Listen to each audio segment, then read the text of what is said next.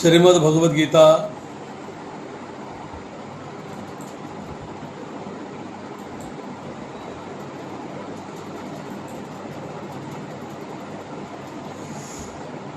श्रीमद् भगवद गीता अध्याय संख्या 9 श्लोक संख्या 3।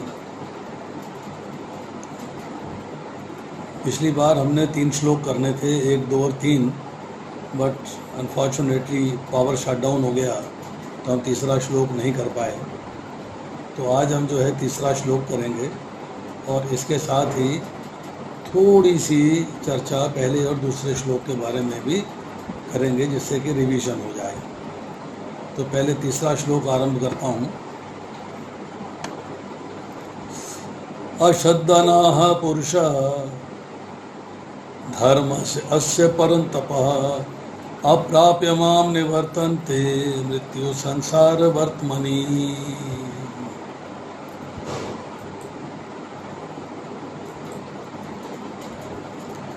हे परंतप, जो लोग भक्ति में श्रद्धा नहीं रखते वे मुझे प्राप्त नहीं कर पाते, अतः वे इस भौतिक जगत में जन्म मृत्यु के मार्ग पर वापस आते रहते हैं।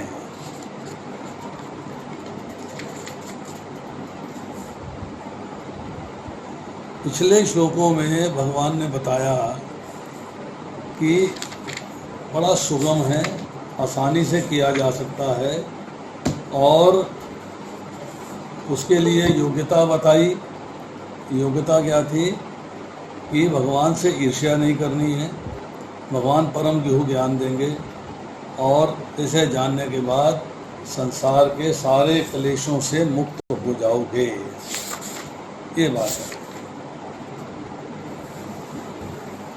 थोड़ा सा रिकैप करते हैं। 7वें अध्याय के अंदर भगवान के मन में जितनी बातें कहने को आ रही थी उतनी पूरी नहीं कर सके, क्योंकि 8वें अध्याय उसके बाद अर्जुन ने प्रश्न कर दिए और भगवान को उन प्रश्नों का उत्तर देना पड़ा, जिसमें कि पूरा 8वां अध्याय निकल गया। अब उसको भगवान जो है दोबारा से स्टार्ट कर रहे हैं। क्या स्टार्ट कर रहे हैं कि मैं आपको ज्ञान दूंगा। Conditions apply. कंडीशंस क्या है कि तेरे मन में मेरे प्रति दोष दृष्टि नहीं है, ईर्ष्या नहीं है, कंपटीशन नहीं है, जलन नहीं है, इसलिए मैं तुझे वो ज्ञान दूंगा। और उस ज्ञान को जो है भगवान ने कहा कि ये ज्ञान जो है द्योतम है, most secret confidential knowledge. Prabhupada ji लिखते हैं कि इसे मनोधर्मियों या जो विद्यालय में कोर्स कराए जाते हैं, पढ़ाई कराई जाती है, उनके टीचर्स के सानिध्य में नहीं प्राप्त किया जा सकता। इसको भक्त की सहायता से ही छानबीन कर प्राप्त किया जा सकता है, क्योंकि जब भक्त की सहायता से छानबीन के पढ़ते हैं तो भगवान जो है हमें बुद्धि देते हैं कि हम इस ज्ञान को समझ सकें। अब प्रभुपाद लिखते हैं कि कृष्ण और अर्जुन को अपनी अलौकिक सेवा में उच्च से उच्चतर स्तर तक उत्साहित करने के उद्देश्य से 9वें अध्याय में परम गेहूँ बातें बता रहे हैं।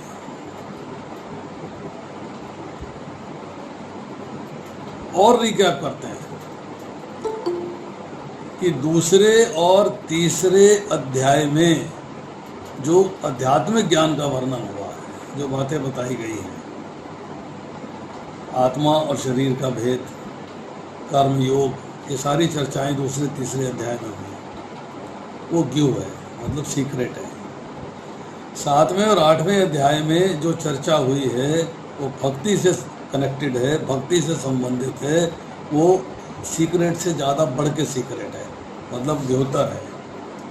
और 9वें अध्याय के अंदर प्रभुपाद लिखते हैं अनन्य शुद्ध भक्ति का वर्णन हुआ है। अब आता है प्रश्न कि इस ज्ञान को प्राप्त करने का लाभ क्या है, फायदा क्या है।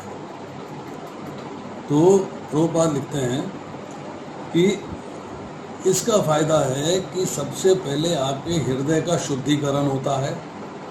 अब शुद्धिकरण होने के बाद फिर आपको समझ में आती है, बुद्धि इस्तेमाल करते हैं क्या ठीक है और क्या गलत है, और फिर आप उस मार्ग पे चल पड़ते हैं जो ठीक होता है। मतलब आपका हृदय जो है भौतिक कलमश से शुद्ध हो जाता है। जब कलमश से शुद्ध होगा तब आप भगवान की विद्या जो है उसे समझ पाएंगे, उसके बिना समझना मुश्किल है। अब दूसरे श्लोक में भगवान चर्चा कर रहे हैं कि ये ज्ञान सब विद्याओं का राजा है, समस्त रहस्यों में सर्वाधिक गोपनीय है, ये परम शुद्ध है, चूंकि ये आत्मा की प्रत्यक्ष अनुभूति कराने वाला है, चूंकि ये परमात्मा की प्रत्यक्ष अनुभूति कराने वाला है, अतः धर्म की परिणति है, यह विनाशी है, अत्यंत सुखपूर्वक संपन्न किया जाता है। इसके बारे में हमने चर्चा करी कि जो दिव्य ज्ञान की बिगिनिंग कहाँ से हो रही है। दिव्य ज्ञान की बिगिनिंग हो रही है आत्मा और शरीर के अंतर को जानने से, और जो राज विद्या है वो इस ज्ञान की पराकाष्ठा है, हाईएस्ट लिमिट है। अब दो बार लिखते हैं इसके अंदर कि भौतिक जगत अंधकार है और भौतिक कार्यों से परे जो आध्यात्मिक जगत है वो रोशनी है, उसका ज्ञान प्राप्त करते हैं। उसके बारे में जब चर्चा हो जाती है, समझ में आ जाती है बात, वहाँ जाने का प्रयास करते हैं, वहाँ पहुँचने की बात करते हैं, तब जो है हम जानते हैं कि हमारे कार्य ऑटोमेटिकली हौले हौले हौले हौले भौतिक नहीं रहेंगे, हम आध्यात्मिक कार्यों में लिप्त हो जाएंगे, आध्यात्मिक कार्य करते जाएंगे। परंतु कहते हैं कि ये बड़ा सुखपूर्वक किया जाता है और इसको करने से सुख की प्राप्ति होती है। अब अगर सुखपूर्वक करना है और सुख की प्राप्ति होती है तो फिर साधारण व्यक्ति इस कार्य को क्यों नहीं करता है, वो इस कार्य से परे क्यों रहता है, भक्ति में क्यों नहीं आते लोग, भक्ति में क्यों नहीं आते? उसका रीज़न क्या है? उसका रीज़न ये है, ध्यायतो विषयान पुंसा संग तेषु उपजायते, कि व्यक्ति जो है वो कामनाओं में रचा पचा हुआ है, डिज़ायर्स संसार को भोगने की, इस संसार को एंजॉय करने की जो डिज़ायर्स हैं उसमें वो इतना मस्त है, इतना रचा पचा हुआ है कि अब उसको जो है और कोई बात समझ में नहीं आती। अरे भक्ति बुढ़ापे में कर लेंगे, कौन जल्दी पड़ी है, इतनी जल्दी करने की क्या ज़रूरत है, ओल्ड एज है ना भक्ति करने के लिए, कर लेंगे आराम से।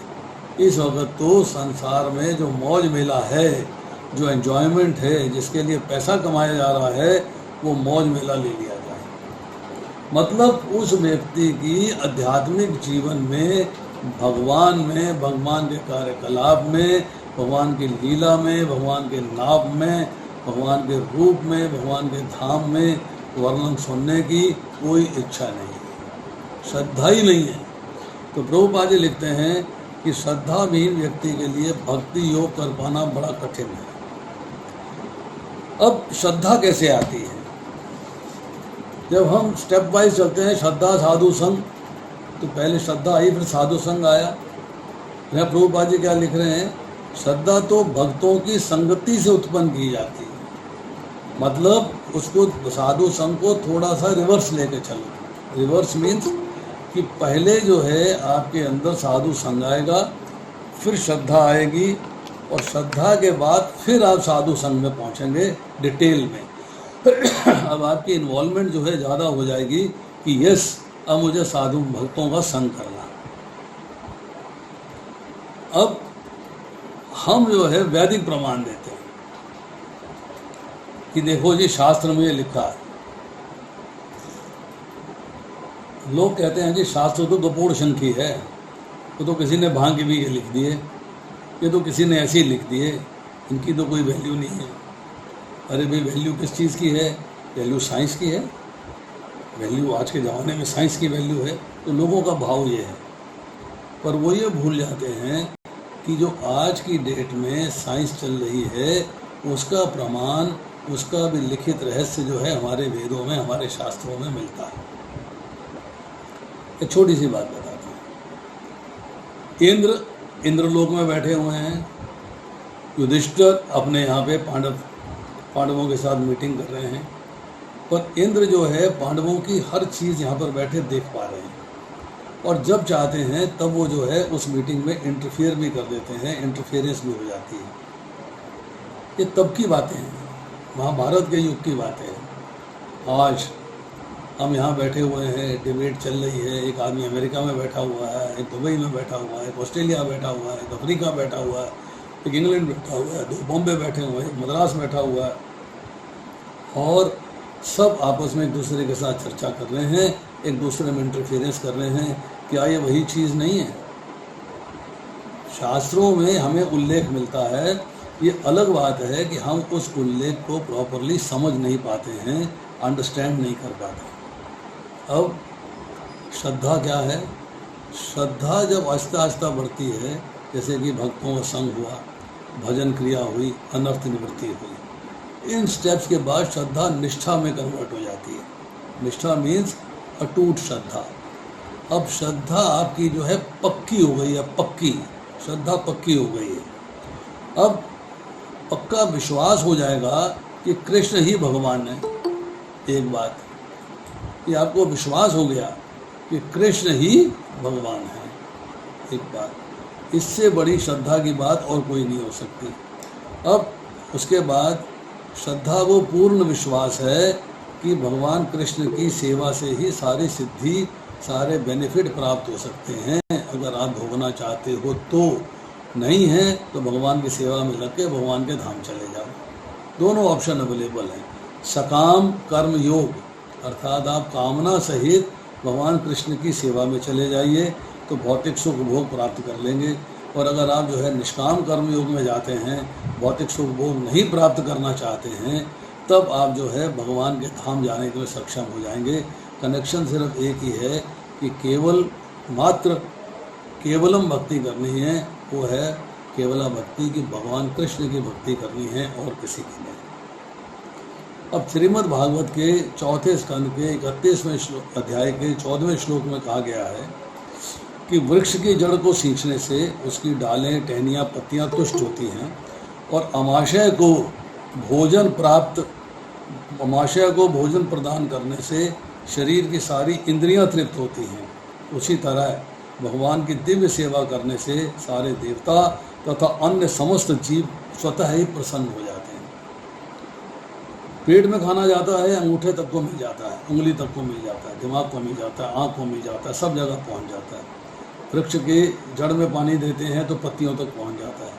यही कहा जा रहा है भागवत के अंदर कि अगर जो है भगवान कृष्ण की सेवा करते हैं तो जितने भगवान के अंश हैं, स्वांश हैं, भिन्नांश हैं, सबको ऑटोमेटिकली जो है सब प्राप्त हो जाता है, और आपको जो है उसका सभी जीव, सभी जो है अन्य लोग, चाहे देवता हैं चाहे दूसरे लोग हैं, प्रसन्न हो जाते हैं। Everybody becomes happy. अब आती है बात कि कृष्ण भावनामृत के अंदर श्रद्धा का विकास है, that you have to depend upon Krishna, और डिपेंडेंस के लिए आपको उसमें विश्वास होना चाहिए, और श्रद्धा का विश्वास जो है वो जो है कृष्णा कॉन्शियसनेस का सिस्टम है। अब प्रभुपाद जी यहाँ पे बहुत सुंदर परपट लिख रहे हैं कि कृष्ण भावना भावित व्यक्तियों के लिए 3 ग्रुप्स हैं, 3 कोटियाँ हैं, 3 लेवल्स हैं, 3 लेवल्स हैं। सबसे पहले चर्चा हुई है 3rd लेवल की, तीसरा लेवल जो सबसे नीचे है, वो श्रद्धा विहीन है।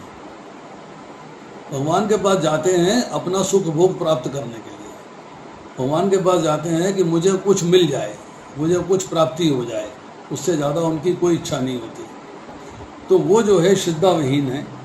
ये ऊपरी तौर पे दिखाते हैं कि मैं देखिए अगरबत्ती भी लगाता हूँ, मैं लौ भी जला लेता हूँ, परंतु मकसद क्या होता है कि मेरे को कुछ प्राप्ति हो जाए, पर वो सिद्ध अवस्था में नहीं जा सकते, अर्थात भक्ति में परफेक्ट नहीं हो पाते, वो तीसरी कोटि के हैं। अब ऐसे व्यक्ति जो है चाहे भक्ति में लगे रहें, पर कुछ काल तक जब उनकी जो है समस्याएं हल होनी शुरू हो जाती हैं तो नीचे गिर जाते हैं, back to pavilion, back to same, जहाँ चल रहे थे। अब उसके बाद है कि दूसरी कंडीशन मीन्स कि दूसरे लेवल के लोग जिन्होंने भगवत गीता पढ़ी है, भागवत पढ़ी है, पढ़ने का प्रयास करते हैं, कोई दूसरे ग्रंथ पढ़े हैं, पुराण पढ़ लिए हैं, वो श्रद्धा में प्रोग्रेस कर रहे हैं, हौले हौले हौले हौले प्रोग्रेस कर रहे हैं। अब इस व्यक्ति की श्रद्धा दृढ़ हो गई है, पक्की हो गई है, बिल्कुल एकदम फाइनल हो गई है। जब श्रद्धा पक्की हो जाती है तो फर्स्ट कैटेगरी में आ जाता है, और दूसरी कैटेगरी में आने के लिए कोशिश करता है, पढ़ने की कोशिश करता है, समझने की कोशिश करता है, सुनने की कोशिश करता है, परंतु उसे पूर्ण ज्ञान नहीं होता, उसे पूर्ण ज्ञान नहीं है। उसकी श्रद्धा नेचुरल है, हाँ भगवान में विश्वास है, नेचुरल है। तो first category, second category, third category में, थर्ड कैटेगरी जो मतलब टॉप की कैटेगरी है, जिसको फर्स्ट कैटेगरी कहेंगे, फर्स्ट लेवल के जो लोग हैं, जो एक क्लास लोग हैं भक्ति के अंदर, वो जो है अपनी श्रद्धा में दृढ़ है, उनकी श्रद्धा अटूट है, उसकी श्रद्धा को कोई तोड़ नहीं सकता है, और भगवान में पूर्ण विश्वास है, और भगवान की सेवा में पूर्ण विश्वास है। ऐसे लोग जो हैं वो उत्तम भक्ति में आ जाते हैं। तो लेवल 1, लेवल 2, लेवल 3। लेवल 1 में पूर्ण श्रद्धा, लेवल 2 में अपूर्ण श्रद्धा, लेवल 3 में श्रद्धा नहीं है। तो श्रद्धा के लेवल पे इसको डिसाइड करिए। लेवल 1 है, टॉप क्लास डिवोटी है, तो पूर्ण श्रद्धा में है, पूरी श्रद्धा है भगवान में। लेवल 2 है, श्रद्धा है पर आधी अधूरी है, अपूर्ण है। और लेवल 3 में उसकी श्रद्धा जो है वो बिल्कुल नहीं है, टेम्परेरली डेवलप होती है, फिर डिसअपीयर हो जाती है, डेवलप होती है, फिर डिसअपीयर हो जाती है। अब प्रभुपाद क्या लिखते हैं, जो लोग कृष्ण के विषय में तथा भक्ति की श्रेष्ठता को सुनकर भी श्रद्धा नहीं रखते, भगवान के बारे में सुना, चर्चा हुई, डिस्कशन हुई, सुन लिया, भक्ति श्रेष्ठ है ये बात भी सुनी, पर स्वीकार नहीं किया। उन्होंने है भक्ति की श्रेष्ठता को स्वीकार नहीं किया। उन्हें ये जो है सिस्टम, ये रास्ता, ये मार्ग भक्ति करने का बड़ा कठिन लगता है। They find it very difficult. वो सोचते हैं ये क्या है, ये तो केवल जो है भगवान की प्रशंसा की जा रही है, भगवान हैं, उनके बारे में चर्चाएं हो रही हैं, उनकी प्रशंसा हो रही है। अरे भाई, संसार की बात भी तो करो। संसार को तो आप निकृष्ट कहे जा रहे हो और भगवान को आप जो है उत्तम कहे जा रहे हो। वो इनका सुन के भी जो है श्रद्धा नहीं होती, क्योंकि भगवान को वो जो है साधारण व्यक्ति मानते हैं अपनी तरह के। हाँ, कुछ भगवान में हमारे मुकाबले में सुपीरियर क्वालिटीज़ हैं, ये बात सोच के चलते हैं। ऊपर से भक्ति में दिखाते हैं, मैं अगरबत्ती भी जलाता हूँ, मैं दिया भी लगाता हूँ, मैं सब प्रणाम भी करता हूँ, सवेरे उठ के भगवान से माफ़ी भी मांगता हूँ, परंतु ऐसे व्यक्तियों को सिद्धि होने की आशा नहीं है। तो प्रभुपाद क्या कहते हैं कि भक्ति के लिए श्रद्धा अत्यंत आवश्यक है, श्रद्धा होनी चाहिए, और भगवान में आपकी पूर्ण श्रद्धा होनी चाहिए, पूर्ण, कहीं भी श्रद्धा के अंदर कमी नहीं आनी चाहिए, पूर्ण श्रद्धा होनी चाहिए। अब इसमें जो है शब्द इस्तेमाल हुआ है अश्रद्धानः पुरुषा धर्मास्य अस्य। धर्म, कि धर्म क्या है? धर्म तो साक्षात भगवत प्रणीतम। धर्म है साक्षात भगवान का प्रेम प्राप्त करना। धर्म है भगवान के आदेश का पालन करना। अब दूसरे एंगल पे आए कि धर्म दो तरह का है। एक है स्वधर्म जो अपना धर्म है, एक पर धर्म जो पराया धर्म है। ये कैसा होता है भाई? अपना धर्म कौन सा होता है और पराया धर्म कौन सा होता है? ये तो नई बात सुनने को मिली कि अपना धर्म भी होता है और पराया धर्म भी होता है। जो आपके कार्य स्वतः सिद्ध हैं, मतलब नेचुरल हैं भगवान की सेवा के लिए, भगवान से कनेक्टेड आध्यात्मिक जीवन के लिए, कि आप भगवान के अंश हैं और अंश होने के नाते आपको भगवान की सेवा करनी है, वो स्वधर्म है।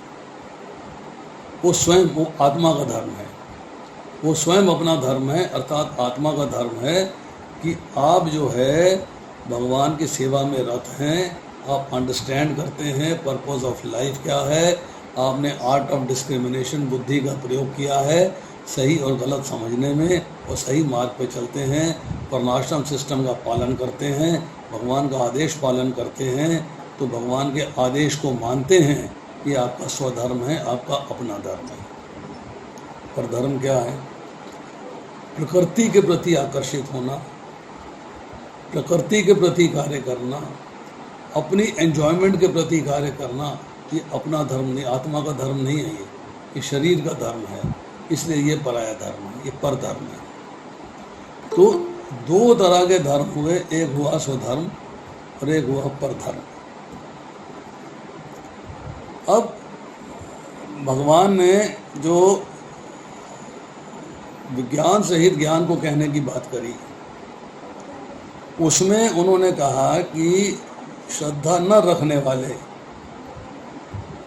जो संसारिक कार्यों में रचे बचे रहते हैं, जो पदार्थ विनाशील है, संसार विनाशील है, इसी में अट्रैक्टेड रहते हैं, इसी में उनका जीवन बीत जाता है, ऐसे लोगों को अश्रद्धा ना कहा गया, उनमें श्रद्धा नहीं है, भगवान के प्रति श्रद्धा नहीं है। अब देखिए, संसार विनाशील है, एग्रीड, शरीर विनाशील है, एग्रीड, धन संपत्ति आदि जानी है, एग्रीड। इन सब बातों को जो परिवर्तनशील हैं उन पे तो विश्वास करते हैं और श्रद्धा करते हैं और उनका आश्रय लेते हैं, उन पे डिपेंड करते हैं, उन पे भरोसा करते हैं। परंतु शरीर कितने दिन रहेगा, ये संसार कितने दिन रहेगा, हर चीज़ की एक लिमिटेड लाइफ है, कितने दिन रहेगा, उस पर श्रद्धा हो गई। परंतु जो अपना धर्म था आत्मा का कि भगवान की सेवा करनी है, भगवान को जानना है, भगवान को मानना है, भगवान के धाम जाना है, उसमें आपकी श्रद्धा नहीं है, उसमें श्रद्धा नहीं है, इसीलिए कहा गया अश्रद्धा ना। अब दूसरी लाइन है इसकी, अप्राप्य माम निवर्तन्ते मृत्यु संसार वर्तमनि,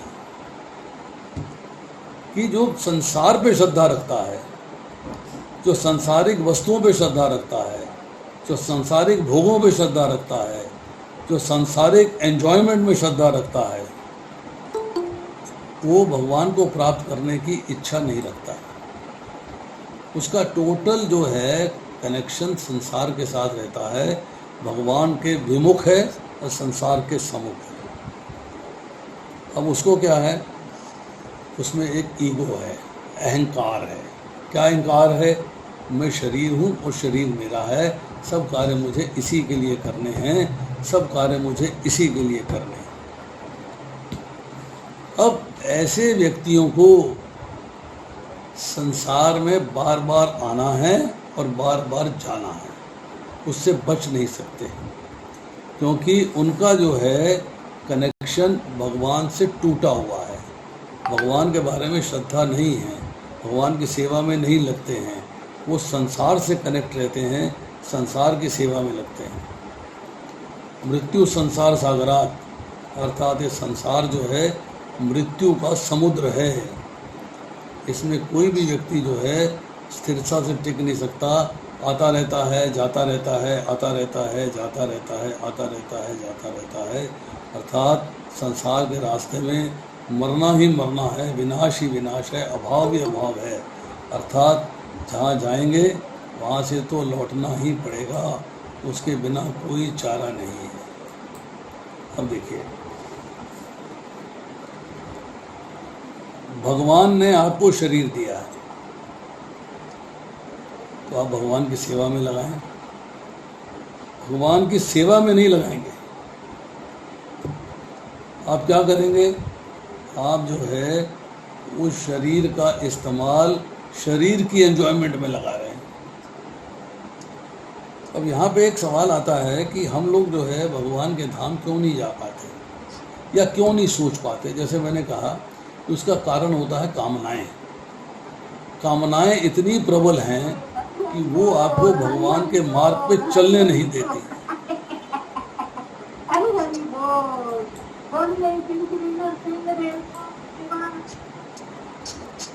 अब एक एग्जाम्पल देता हूँ आपको कि क्यों नहीं निकल पाता। एक शहर है, उसमें किला है, चारों तरफ दीवार है। अब उस किले से बाहर निकलने के लिए एक ही दरवाज़ा है, ओनली वन डोर। और एक अंधा, एक आदमी जो कि दिखता नहीं है जैसे, वो उससे बाहर निकलना चाहता है, परंतु उसके पास लाठी का सहारा है। लाठी का सहारा लेके लोग सड़क पार कर जाते हैं, बिल्डिंग में चले जाते हैं, बिल्डिंग से बाहर आ जाते हैं। मतलब लाठी उनके लिए बहुत काम की होती है। तो लाठी का सहारा है उसके पास। तो वो क्या करता है कि एक हाथ से उसने दीवार पकड़ी हुई है और एक हाथ से लाठी का सहारा लेके चलता चला जा रहा है। अब बाई चांस जब चलते चलते दरवाज़ा आ गया तो उसके जो है माथे पे, सर पे खुजली हो गई। उसने जो है लाठी को दूसरे हाथ में पकड़ा और जो दीवार को उसने पकड़ा हुआ था, जिसमें कि दरवाज़ा आ जाता था, तो एक हाथ से दीवार पकड़ रखी थी, दीवार में लाठी पकड़ ली और दाएं हाथ से वो खुजली करने लग गया। दरवाज़ा पार हो गया। फिर चक्कर काट रहा है, फिर चक्कर काटता काटता काटता काटता जो है फिर दरवाजे पे आया, दरवाजे तक पहुंचा, फिर खुजली हो गई। फिर उसने जो है हाथ हटाया, खुजली करी, फिर दरवाज़ा पार हो गया। तो ऐसे जो है वो बार बार करता रहा और दरवाज़ा निकलता रहा। मीन्स बाहर जाने का रास्ता नहीं मिल पाया उसे। किसकी वजह से? खुजली की वजह से। अगर खुजली नहीं होती तो वो एक हाथ से दरवाज़ा, दीवार पकड़े हुए था, तो दरवाज़ा आ जाता और वो बाहर निकल जाता। अब आप उसको अपने पे लगाइए कि हमारे अंदर जो खुजली हो रही है वो किस चीज़ की है? भोगों की। संसार को एंजॉय करने की खुजली है, भोग विलास करने की खुजली है। वो जो है, जब भोग विलास की चर्चा आ जाती है तो भगवान परे हो जाते हैं, तब भगवान भूल जाते हैं, तब हमें बात दिमाग में नहीं आती। Now there is only one thing, क्या है कि मुझे एंजॉय करना है। तो वो जो हाथ जो है, जो बाहर निकलने के लिए रास्ता ढूंढ रहा था, वो डिस्टर्ब हो जाता है और हम भोग विलास के जो सामान है उसको पकड़ लेते हैं और बाहर निकलने का रास्ता बंद हो जाता है। अर्थात इस संसार से भगवान के धाम जाने के रास्ते में ब्रेक लग जाती है, वो रास्ता नहीं मिलता। हमें फिर एक ही रास्ता रह जाता है कि हम सांसारिक भोगों को भोगते रहें, सांसारिक आनंद लेते रहें, संसार के सुख भोग में रचे पचे रहें। अब जब हमारे मन में भोगों की खुजली चलने लगती है, तब हमारा मन भगवान की तरफ न जाकर सांसारिक पदार्थों की ओर चल देता है। सांसारिक सामान को इकट्ठा करना, संग्रह करना और उनसे सुख लेना, उसमें लसपस्त हो जाता है, उसमें लिप्त हो जाता है। और फिर क्या होता है? ऐसा करते करते मृत्यु आ जाती है। मृत्यु आती है तो स्वर्ग नरक आदि योनियों में पड़ा रहता है, किसी न किसी योनि में चला जाता है। मतलब पुनरअपि जन्मम एंड पुनरअपि मरणम, उसका जो कार्य है यही रहता है, पुनरअपि जन्मम और पुनरअपि मरणम। वो फंस जाता है। सांसारिक भोगों में फंसने का मतलब है एक ही, कि बार बार जन्म लेना पड़ेगा और बार बार मृत्यु आएगी, उसके बिना आपका कोई चांस नहीं है। अब देखिए, हम लोग तो भगवान के धाम से आए हैं, भगवान में हम भगवान के साथ थे, भगवान से कंपटीशन किया, हम एंजॉय करना चाहते थे, तो भगवान ने हमको संसार में भेज दिया, you go over there and enjoy. But भगवान फिर भी हमारे हृदय में हमारे साथ हैं, उन्होंने हमारा साथ नहीं छोड़ा। हृदय में भगवान होने के बावजूद हम भगवान का स्मरण नहीं करते, हम भगवान को याद नहीं करते, भगवान को समझते नहीं, भगवान को मानते नहीं, भगवान को जानते नहीं। हमारा जीवन जो है टोटली डिपेंड हो जाता है कि किस प्रकार से भौतिक सुख भोग का सामान इकट्ठा करूं और उससे एंजॉय करूं। अब आपसे कोई कहता है ना, संसार में कहिए किसी से, चलो भी जरा कथा चल रही, कथा सुनने चले। अरे गुरु जी, रात में तो सीरियल आ रहे हैं, प्राइम टाइम है, मेरे को तो क्लब जाना है, मेरे को तो दोस्त के यहाँ जाना है, मेरे को किटी पार्टी में जाना है, मेरे को पार्टी में जाना है। तो उसके लिए कथा सुनने का टाइम नहीं है। उसके लिए संसार को एंजॉय करने का टाइम है, क्योंकि वो आज धन और वैभव से युक्त है। अभी एक चर्चा चल रही थी, उसने कहा कि लोग कहते हैं अरे साहब बेरोजगारी है, बड़ी गरीबी है, ये है वो है, मतलब बहुत सारी बातें चल रही हैं। तो सज्जन एक बैठे हुए थे, कहने लगा अच्छा मुझे बताओ कि आपको फ्लाइट की टिकट मिलती है? बोले नहीं। ट्रेन की टिकट मिलती है, हैवी बुकिंग रहती है? बोले टिकट नहीं मिलती। आपको सिनेमा की टिकट मिलती है? नहीं मिलती। आप सिनेमा में जाते हो, आपको पेट्रोल 10 रुपये महंगा हो जाए तो बड़ा कष्ट लगता है, सिनेमा में आप 600 रुपये की ट्रे लेके आते हो इंटरवल में खाने के लिए। पैसा है तभी तो लाते हो ना। क्लब में, किटी पार्टी में, पार्टियों में, मॉल्स में, शॉपिंग में कहीं कोई कमी है? नहीं है। परंतु हम लोग संसार को भोगने के चक्कर में सब भूल जाते हैं और भगवान से तो हम विमुख ही हो गए। भगवान को तो हम स्मरण भी नहीं करते, भगवान को तो हम याद भी नहीं करते, भगवान के साथ अपना संबंध नहीं समझते, संबंध कैसे निभाना है हम ये नहीं जानते। बट अल्टीमेटली आप समझिएगा कि जीवन का लक्ष्य क्या है, पर्पस ऑफ लाइफ क्या है।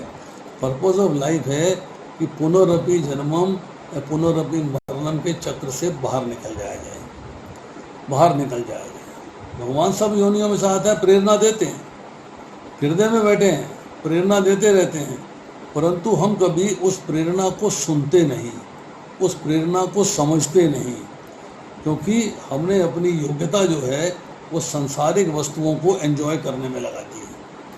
हमने अपनी योग्यता को भगवान की सेवा में, भगवान के प्रति आकर्षण में नहीं लगाया है। भगवान कहते हैं कि प्राणियों को मनुष्य शरीर प्राप्त हुआ है तो उनको मेरे को प्राप्त हो जाना चाहिए। हम भगवान के हैं, भगवान मेरे हैं, भगवान मेरे हैं, मैं भगवान का हूँ, ऐसा नहीं सोचते। परंतु मेरे पे श्रद्धा ना करके, मेरे में विश्वास ना करके, मेरे को प्राप्त ना करके संसार रूपी मौत के मार्ग में पड़ गए। They want to enjoy this material world.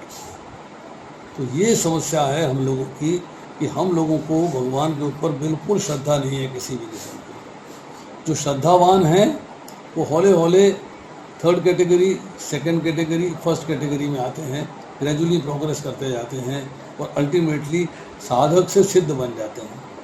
सिद्ध मीन्स नो डिज़ायर्स। सिद्ध के पास डिज़ायर्स नहीं होती, साधक के पास अभी भी डिज़ायर्स हैं, परंतु सिद्ध के पास जो है डिज़ायर्स नहीं हैं। और ये बात जो है भगवान दूसरे अध्याय में कहते हैं। दूसरे अध्याय के अंदर भगवान ने कहा, बहुत सुंदर बात कही है भगवान ने। भगवान कह रहे हैं कि जो पुरुष समुद्र में निरंतर प्रवेश करते रहने वाली नदियों के समान इच्छाओं के निरंतर प्रवाह से विचलित नहीं होता और जो सदैव स्थिर रहता है वही शांति प्राप्त कर सकता है, दूसरा नहीं जो ऐसी इच्छाओं को तुष्ट करने की चेष्टा करता है।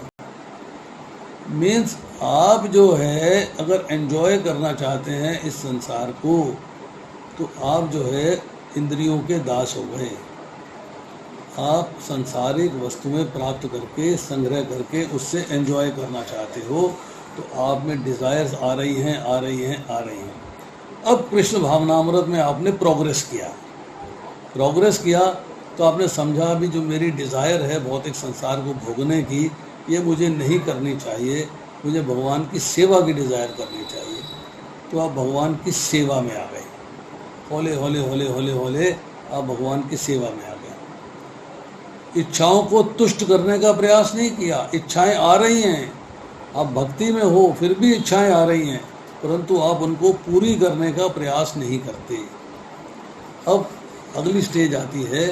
अगली स्टेज क्या है कि जिस व्यक्ति ने इंद्र तृप्ति की समस्त इच्छाओं का परित्याग कर दिया, एक स्टेज आ गई है कि आपके अंदर जो है भौतिक संसार को भोगने की, सांसारिक आनंद लेने की इच्छाएं समाप्त हो गई हैं। रहते हैं अलिप्त होकर, जैसे कि कमल के पत्ते के ऊपर कमल का फूल रहता है परंतु कीचड़ से लिप्त नहीं होता। इसी तरीके से आप भौतिक संसार में रहते हो पर भौतिक सुख भोग में लिप्त नहीं होते। लिप्त केवल भगवान के भगवान के सुख भोग के लिए होते हो, अर्थात भगवान की सेवा के लिए होते हो। That level comes now. ऐसा व्यक्ति जो इच्छाओं से रहित रहता है, there no desires to enjoy this material world, desire केवल एक ही रहती है, भगवान की सेवा करने की। ऐसा व्यक्ति जो है वो शांति प्राप्त कर सकता है। और फिर भगवान कहते हैं कि आध्यात्मिक तथा ईश्वरीय जीवन का पथ है, जिसे प्राप्त करके मनुष्य मोहित नहीं होता। यदि कोई जीवन के अंतिम समय में भी इस तरह स्थित हो जाता है तो भगवत धाम में प्रवेश कर सकता है। Means you have to become desireless. आपको जो है भगवान की सेवा में लगना है और अपने शरीर की सेवा में नहीं लिप्त होना है। जो असेंशियल है वो करना है, जो बहुत ज़रूरी है, उसके बिना गाड़ी नहीं चलती है, वो करना है, परंतु एंजॉय नहीं करना है। This part is very important, ये बात समझनी है। तो इस जो आज का तीसरा श्लोक है उसके अंदर अल्टीमेटली चर्चा यही आ रही है कि हमें भक्ति में श्रद्धा होनी चाहिए, भगवान में श्रद्धा होनी चाहिए। अगर नहीं होगी तो हम जन्म और मृत्यु के मार्ग पर आते जाते रहेंगे। हमें जन्म मृत्यु के मार्ग से बचना है तो भगवान में श्रद्धा रखनी पड़ेगी। और भगवान की श्रद्धा, भगवान का कार्य, भगवान की सेवा अर्थात भक्ति बड़ी सुगम है, आसान है और सबसे उच्च कोटि की विद्या है, सर्वोपरि विद्या है। इसका लाभ उठाना चाहिए। हमें उन लोगों में नहीं आना चाहिए जो इसका लाभ नहीं उठा रहे हैं और भक्ति नहीं कर रहे हैं। जितना जितना हम इसमें इन्वॉल्व होते जाएंगे, जितनी जितनी बात समझ में आती जाएगी, उतना उतना हमारे जो है सिद्धि की तरफ प्रयास आगे बढ़ता चला जाएगा और हम जो है साधक से सिद्ध की स्थिति में आते चले जाएंगे। आज इतना ही, अगली बार होगा 4 से लेकर 6 श्लोक तक, क्योंकि आज एक ही श्लोक था, बाकी श्लोक हम पिछली बार कर चुके थे। हरे कृष्णा। अब किसी का कोई प्रश्न है तो पूछ सकता है। हरे कृष्ण। यस प्रभु।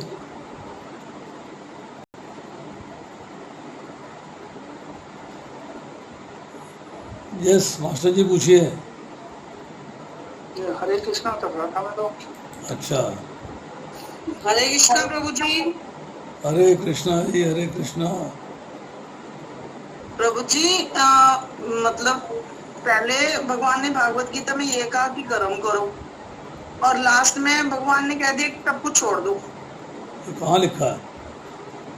मतलब पहले तो कर्म पे उन्होंने कहा ना कि भाई कर्म करो कर्म करो। ये कहाँ लिखा कर्म छोड़ दो? सेकंड अध्याय में बोला ना कि भाई आप कर्म जो है कर्म करो। नहीं, तीसरे अध्याय में बोला कर्म करो, 5वें अध्याय में बोला कर्म करो, 4थे अध्याय में बोला कर्म करो, पर कहाँ बोला है कर्म ना करो? कर्म ना करो की बात नहीं गई। बाद में भगवान ने कहा कि सब कुछ त्याग दो। अर्जुन से ही बोला 18वें अध्याय में। क्या बोला? सर्वधर्मां परित्यज्यम। जी जी जी। और कर्म त्यागने की बात कहाँ कही है?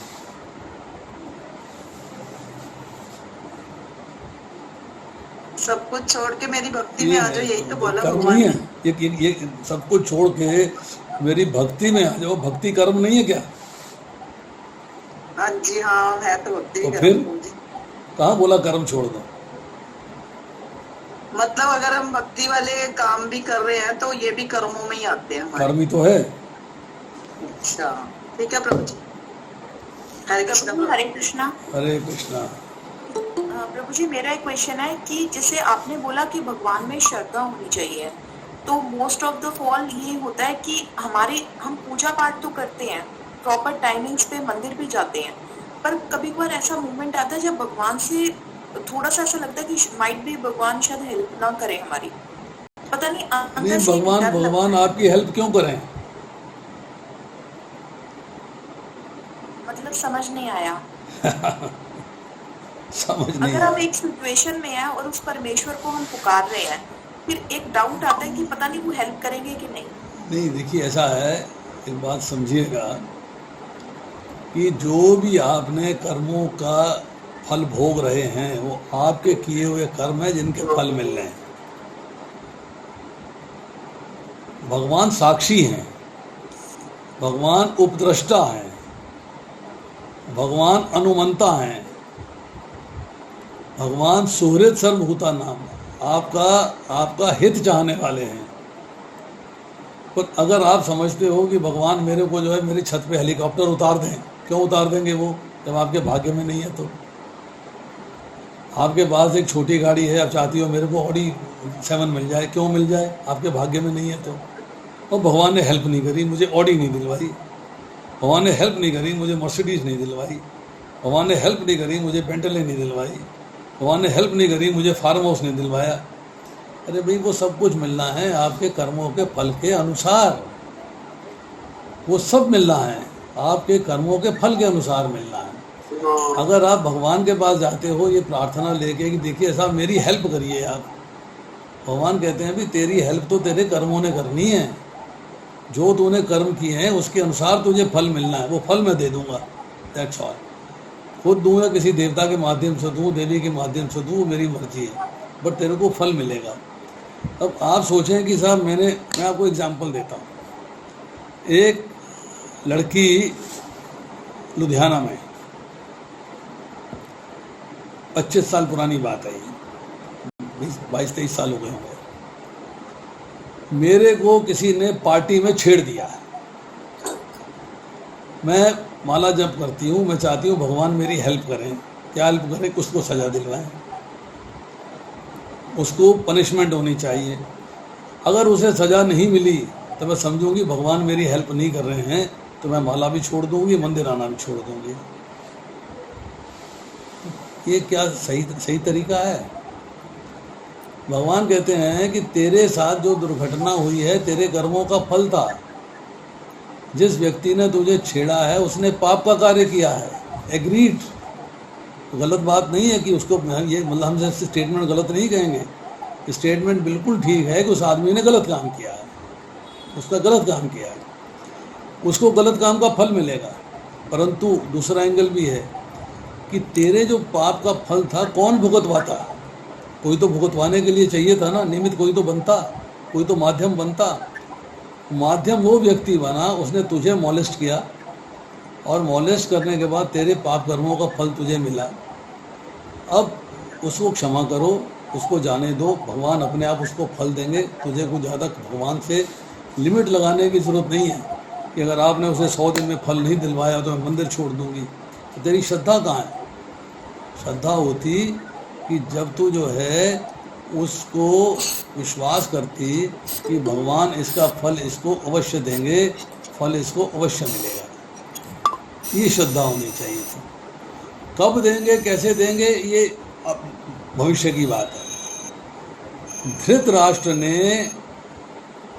अपने पिता से पूछा कि क्या कारण है कि मेरे 100 पुत्र मेरे सामने मारे गए, 100 पुत्र मेरे सामने मारे गए, मैंने क्या पाप किया था? तो पिता ने उत्तर दिया, भविष्य दृष्टा थे, भविष्य देख सकते थे, पास्ट भी देख सकते थे। उन्होंने कहा तुम राजा के पुत्र थे आज से 50 जन्म पहले, और 50 जन्म पहले तुमने जो है खेल खेल में एक पक्षी के 100 बच्चों की हत्या करी थी। तो धृतराष्ट्र ने कहा कि अगर मैंने 100 बच्चों की हत्या करी थी तो वो बच्चे जो हैं वो मेरे को फल जो है अभी क्यों नहीं प्राप्त हो गया? मुझे फल जो है अभी क्यों नहीं प्राप्त हो गया? ने कहा फल इसलिए नहीं प्राप्त हुआ कि तुमको 100 जन्म लगे, 50 जन्म लगे हैं इतने पुण्य फल प्राप्त करने के लिए, जिससे तुम्हारे 100 पुत्र हो सकें। 50 जन्म लगे हैं, 50 बर्थ्स एगो जो पाप किया था उसका फल तुम्हें आज मिल रहा है। तो हमें जो है हम कहें जी मेरे तो हो गया, भगवान ने मेरी हेल्प नहीं करी। हमारी दिक्कत क्या है? हम कोई अच्छा कार्य करते हैं तो मैंने किया है, थोड़ा बुरा हो गया तो भगवान ने हेल्प नहीं करी, भगवान ने कर दिया। ये फील निकाल दीजिए। अच्छा किया है तो भी आपके कर्मों का फल है, बुरा किया है तो भी आपके कर्मों का फल है। भगवान साक्षी हैं, आपके हृदय में बैठे। उपनिषद पढ़िएगा, मुंडक उपनिषद, शुद्धाक्षर उपनिषद। भगवान आपके साथ, आत्मा के साथ भगवान आपके हृदय में बैठे हैं, वो वॉच कर रहे हैं। आप भोग रहे हो, वो ऑब्जर्व कर रहे हैं, वो वॉच कर रहे हैं। उनका कार्य जो है केवल वॉच करना है, बस परमिशन देते हैं, उपद्रष्टा हैं, अनुमंता हैं, साक्षी हैं। आप भगवान से ये शिकायत मत करिए कि आपने हमें हेल्प नहीं किया। भगवान हेल्प करते हैं। कैसे करते हैं? आपका पाप फल भुगतवाने में भी हेल्प कर रहे हैं, आपका पुण्य फल भुगतवाने में भी हेल्प कर रहे हैं। दोनों कंडीशंस में हेल्प कर रहे हैं। और अगर आप भगवान की भक्ति के मार्ग पे चलना चाहते हो तब भी भगवान हेल्प करते हैं कि आपके अंदर से जो है भक्ति उदय हो। हौले हौले हौले हौले भक्तों का संग हो जाएगा, मंदिर जाना हो जाएगा, ठाकुर जी के दर्शन हो जाएंगे, भगवान का प्रसाद मिलेगा, भगवान की कथा मिलेगी। हौले हौले हौले हौले आप तरक्की करते चले जाओगे। भगवान साथ देते हैं, ऐसी बात नहीं है। प्रभु जी, पर लोका ऐसा लगता है कि जैसे मान लीजिए चल रहे हैं साइड पे और हमें पता है कि सामने साइड आपकी आवाज़ साफ नहीं आ रही, बिल्कुल कुछ सुनाई नहीं दे रहा है।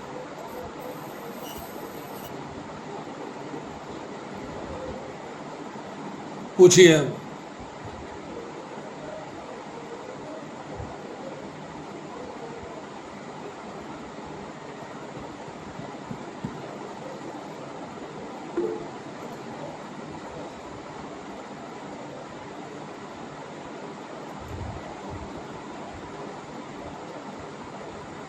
हरे कृष्णा।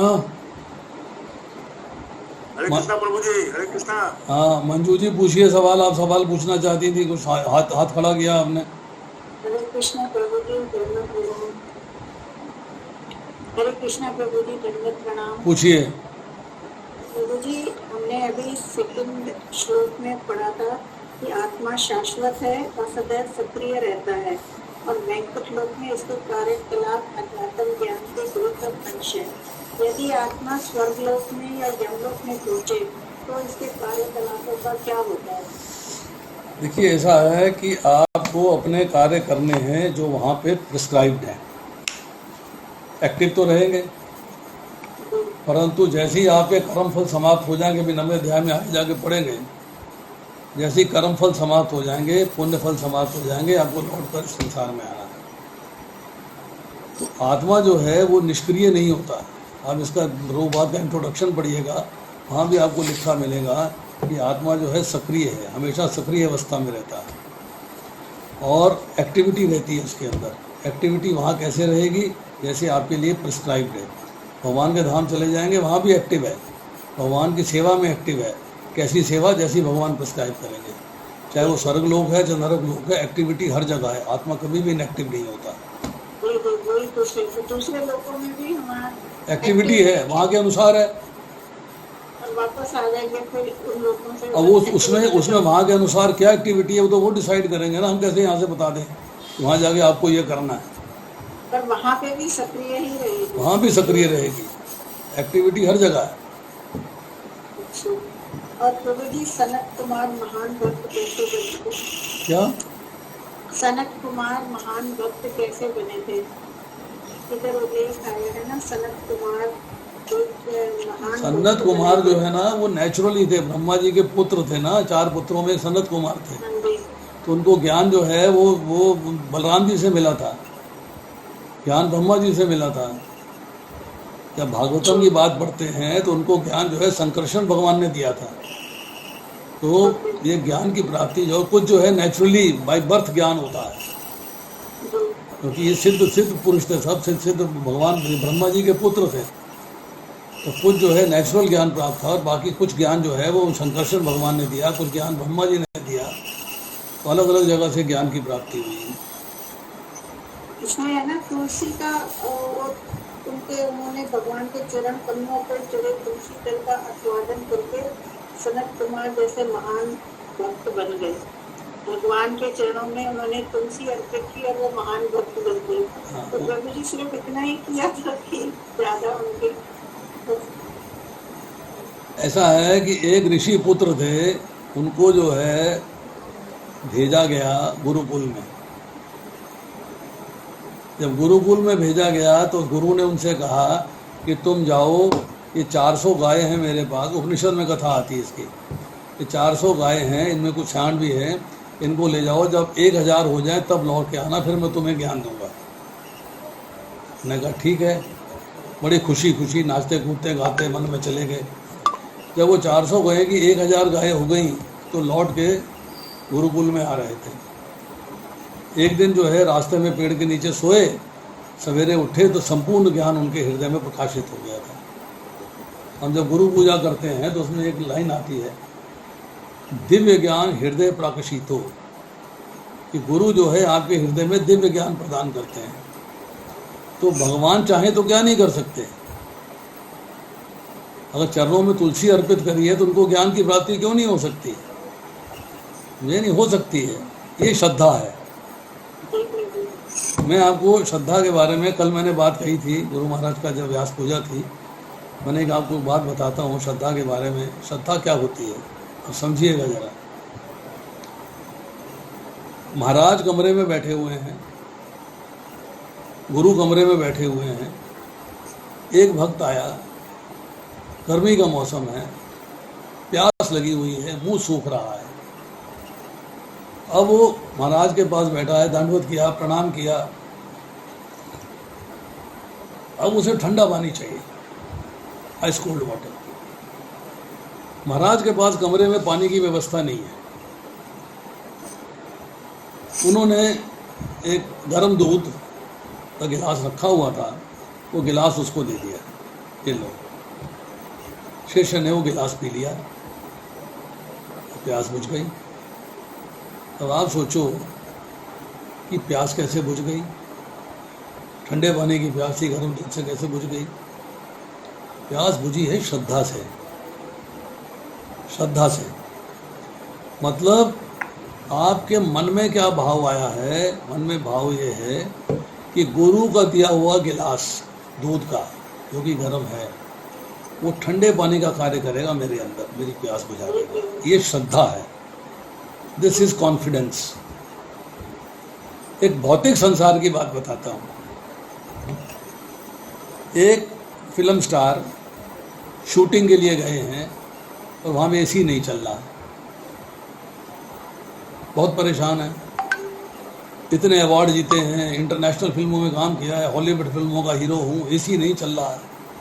मतलब वो एसी से परेशान है। पता लगा कि उस फिल्म में उनके साथ एक और भी सुपरस्टार है। उन्होंने पूछा वो सुपरस्टार आए क्या? तो एक व्यक्ति ने कहा वो सामने बैठे, देखो पीछे देखो, अंधेरे में बैठे हुए। ने पीछे देखा, सुपरस्टार बैठा हुआ है, सूट पहना हुआ है, गर्मी के मौसम में सूट पहने बैठा है और एक शॉल ओढ़े हुए हैं। उनके पास गया, अपना इंट्रोडक्शन दिया, मैं वो। उन्होंने कहा हाँ ठीक है, मैं जानता हूँ तुम्हें, बैठो बैठो बैठो, कोई बात नहीं, बैठो, मैं जानता हूँ तुम्हें। उनसे कहा एसी नहीं चल रहा। फिर तो गर्मी बड़ी है, फिर पसीना बहुत आ रहा है, एसी नहीं चल रहा है, आपको गर्मी नहीं लगती? तो सूट पहने बैठे हो, शॉल ओढ़े बैठे हो, आपको गर्मी नहीं लगती? तो सुपरस्टार ने क्या जवाब दिया? उसने जवाब दिया, ऐसा है, गर्मी के बारे में सोचता हूं तो गर्मी लगती है, गर्मी के बारे में नहीं सोचता तो गर्मी नहीं लगती। और ये बात मैं आपको अपने जीवन में लगा के दिखाता हूँ। मैंने अनगिनत जगह लेक्चर दिए हैं, कहीं एसी नहीं होता, कहीं सर पे पंखा भी नहीं होता, गर्मी का मौसम होता है, पसीना आ रहा होता है। परसों भी लेक्चर दिया था, रुमाल निकाल के रख लिया था कि भाई पसीना पोंछेंगे, पोंछने की नौबत नहीं आई तो रुमाल पड़ा रहा। क्योंकि भगवान की कथा करने में इतनी श्रद्धा थी कि हम कथा करते रहे करते रहे करते रहे करते रहे करते रहे। 1 घंटा कब निकल गया पता नहीं लगा। 1 घंटे के बाद सोचा हो गर्मी बड़ी लग रही है, जरा पसीना पोंछ लेते हैं जरा। तो श्रद्धा आपकी होनी चाहिए, यही श्रद्धा ही इसका आज का टॉपिक ही श्रद्धा है। हम लोगों की श्रद्धा नहीं है, इसलिए हम कहते हैं तुलसी का पत्ता चरणों में अर्पित किया तो सारा ज्ञान कैसे आ गया? भाई बताओ, फिलॉसफी क्या है? स्कूल नहीं गए, कॉलेज नहीं गए, यूनिवर्सिटी नहीं गए, ज्ञान कैसे आ गया? ज्ञान आता है भगवान की कृपा से, ज्ञान आता है श्रद्धा से। समझे जी आप? और बताइए, अभी यहाँ किसी ने हाथ खड़ा किया था। प्रभु जी, कल मैं भी वहाँ के व्यास पूजा में बहुत देर गई आपके आपको बहुत दुनिया मिल गई थी।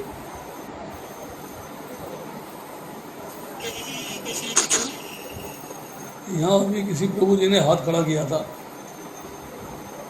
यस,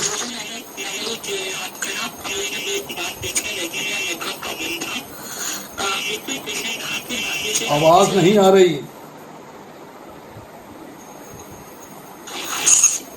ओके आप आ रही हैं? थोड़ी थोड़ी। नेटवर्क प्रॉब्लम है थोड़ा सा यहाँ पे, वेट अ सेकेंड। आपके ना कुछ उसमें जिसमें भी आप देख रही हैं ना, उसमें वो साउंड की कुछ प्रॉब्लम है, बताइए। ओके अब ठीक है। हरे कृष्णा ठीक हाँ, है प्रभु अब ठीक है, बताइए। प्रभु जी मैं ये क्वेश्चन कर रही थी, मान लीजिए हम किसी रोड साइड को जाते हैं और एकदम से हमारे आगे फॉर एग्जाम्पल जैसे कि हमारे आगे बिल्कुल एक कोई सांप वगैरह आ जाता है और वो हमें काट जाए, तो क्या हम इसको भी कहें कि हमारे कुछ बुरे कर्म थे तो हमारे आगे आए हैं तो काट लिया तो कोई बात नहीं, या हमें उसके लिए एक्शन भी लेना चाहिए? नहीं, बुरे कर्मों की आपने चर्चा करी, जरा दोबारा। जी प्रभु जी मैं बताता हूँ। हाँ, बताइए। कि जैसे रास्ते में अगर कोई सांप जा रहा है, उसने आपको काट लिया, तो हमें बचाव करना चाहिए कि ये बोलना चाहिए कि हमारे बुरे कर्म हमें फल मिल रहा है? ठीक है। एक टैक्सी ड्राइवर अमेरिका में इस्कॉन जाता था, कृष्णा कॉन्शियस था, भक्ति की बात जानता था, भगवद गीता पढ़ता था, सुनता था। उसकी गाड़ी में एक लेडी बैठी जिसको कि कैटरेक्ट था, आंखों से दिखता नहीं था। ऐसी चर्चा चली तो लेडी ने कहा कि मेरी आंखों में जो है कैटरेक्ट उतर आया है, बड़े दिखाई नहीं देता है, परंतु किसी ने एक डॉक्टर के बारे में बताया है, वो डॉक्टर मेरी आंखों को ठीक कर देगा। ये बात उसने बताई। तो भक्त क्या कहता है, टैक्सी ड्राइवर क्या कहता है? कहता है, मदर, माता जी मतलब मदर, आपके बुरे कर्म थे कि आपको कैटरेक्ट हुआ है, आपके अच्छे कर्म है कि आपको अच्छा डॉक्टर मिल जाए जो कैटरेक्ट को ठीक कर देगा। आपके बुरे कर्म थे कि आपको सांप ने काटा, आपको जिंदगी में ये दुख भोगना लिखा था। अब आपके अच्छे कर्म होंगे तो डॉक्टर आपको बचा लेगा, नहीं है तो मृत्यु निश्चित है, आप जाएंगे। लेकिन प्रभु जी अगर सब एक्शन ले, मान लीजिए कि इस जगह पे सांप है ही, ठीक है, और सब लोगों को पता है इस जगह पे सांप है, लेकिन कोई एक्शन नहीं ले रहा, सब आराम से बैठे हैं, ठीक है भैया हमें नहीं काट रहा, जो आए उसको देखा जाएगा, उस टाइम पे क्या करना चाहिए? देखिए, सब लोग कोई एक्शन नहीं ले रहा। एक व्यक्ति जो है माला जप कर रहा था, ठीक है, प्रभुपाद लिखते हैं, उनके मेमोयर्स हैं, उनके लेक्चर्स में बात आती है, और उसने देखा कि सामने एक तालाब है, तालाब में एक व्यक्ति डूब रहा है, उसके भाग्य में डूबना लिखा है, उसके कर्मों का फल है, उसे डूबने दो, अपने माला से किए जा रहा है। वो डूबता डूबता पुकार रहा है, बचाओ बचाओ बचाओ कर रहा है, वो व्यक्ति माला जपे जा रहा है। तो प्रभुपाद कमेंट्री में क्या कहते हैं? प्रभुपाद कहते हैं कि लोकाचार होता है, लोक के अनुसार आचरण करना। लोकाचार ये है कि उस वक्त तुमको माला छोड़ के उस व्यक्ति को बचाना चाहिए। अगर आप सांप को देखते हैं, सांप आपको कुछ नहीं कह रहा और आसपास में किसी के प्रति कोई दुर्भाव नहीं है, तो जब जंगल में जा रहा है उसको जाने दीजिए, कोई दिक्कत नहीं है। पर अगर वो जो है शहर में किसी के घर में घुस जाता है और वहाँ घर में किसी को काट सकता है, तब लोकाचार ये कहता है कि उस सांप को आपको या तो जंगल में पकड़ के छोड़ के आइए या उसको मारिए।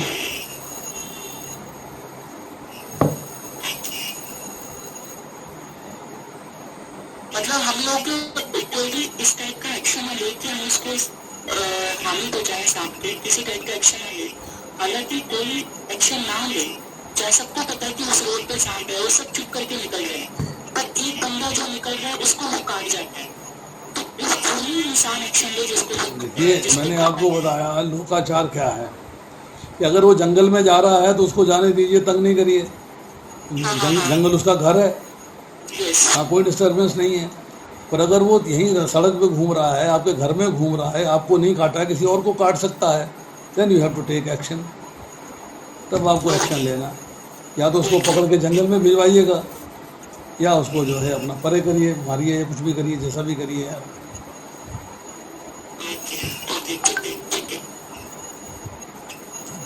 लोकाचार इम्पोर्टेंट है ना, कि आप कहें वो मैं तो जब करूँगा, वो तो अपना जो है मरता मरने दो, उसको तो भाग्य में मरना लिखा, डूबना लिखा है। हो सकता है आपके बचाने से भी ना बचे, पर लोकाचार में एफर्ट करना जरूरी है।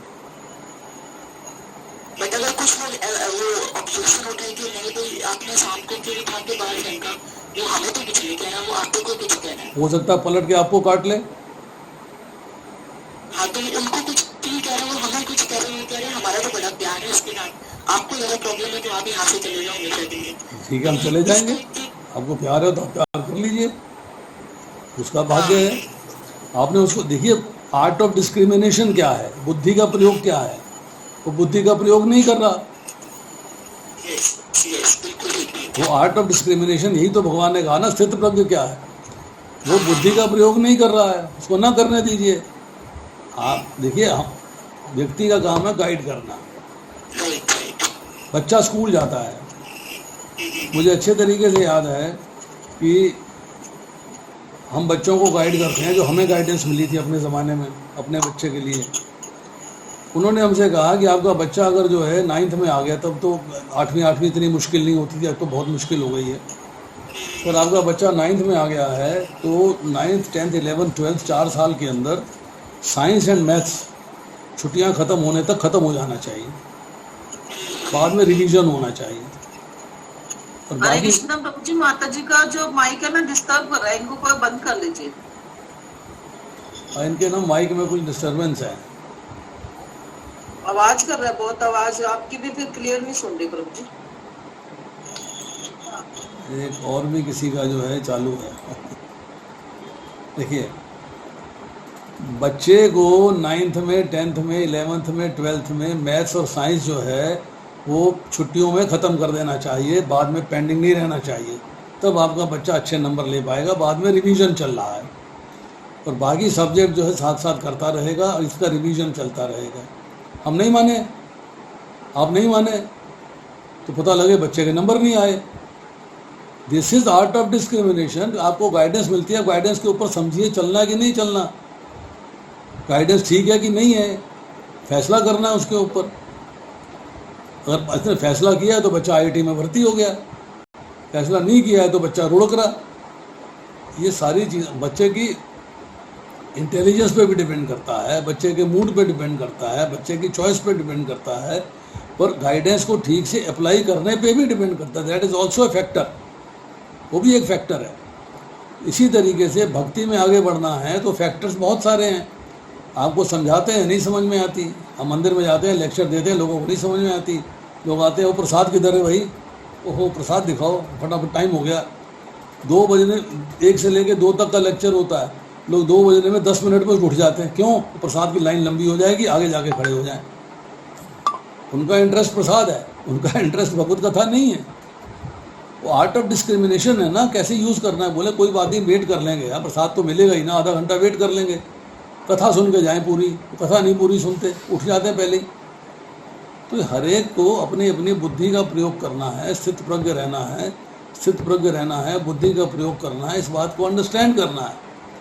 जो अंडरस्टैंड करता है वो ठीक है, जो अंडरस्टैंड नहीं करता है वो सफ़र करता है। ये तो सब बातें डिपेंड करती हैं कि how do you take it, कैसे आप इसको स्वीकार करते हैं।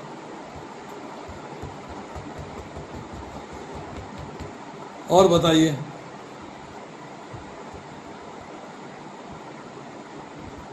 यस, शंकर प्रसाद जी बोलिए।